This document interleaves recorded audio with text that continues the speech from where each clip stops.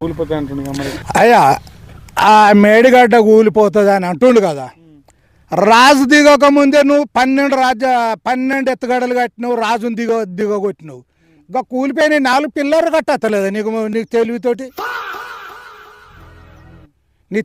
కట్టలేదా?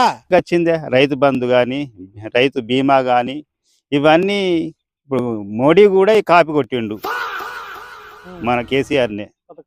పథకం 2000 ఇచ్చిండు ఆయన. బిడ్డను ఇచ్చిన ఆంధ్రోడు ఈ మన తెలంగాణ దోస్తుండు, ఆంధ్రాకి పంపిస్తుండు. ఆ బిడ్డకు అరకట్నం పంపుతుండు మరి కాదా? తెలంగాణ మరి అదే ఆయన బిడ్డనే తెలంగాణలో ఇచ్చినట్టయితే ఆ డబ్బు మనకే ఉంటది, మన తెలంగాణలో ఉంటది. మరి ఆ చంద్రబాబుకి శిష్యుడు నీళ్ళని అటే పంపిస్తుండు. మరి పుట్టపోతే మరి ఆయన కాళ్ళు మొక్కాలి పోయి,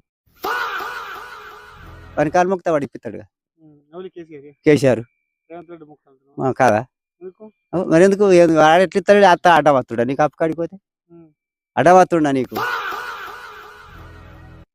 నీకు సాత కాక నువ్వు బండి నడిపేయలేక వాడి బండి ఆడ బండి బంద్ పెట్టినట్టు ఎట్లా కలుతా చెప్పు?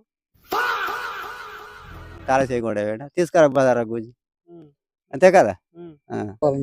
ఏం పాలన ఉంది ఇవి చూస్తుంది కదా. రక్తం పడితే పంట పండుతుందా? ఎవరికైనా ఇప్పుడు వాడినన్నా కొద్దిగా అది చేసి రేవంత్ రెడ్డిని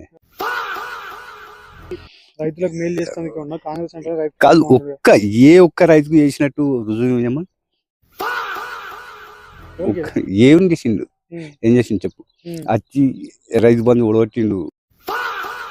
అవి ఇది కళ్యాణ లక్ష్మి ఇస్తలేడు అంటే అవి ₹1,00,000 ఇస్తాలే, రుణమాఫీ కాలే. ఏం చేసిండు? ఇంకా 2 తులాలు ఇస్తారు కానీ ఇక వాళ్ళతో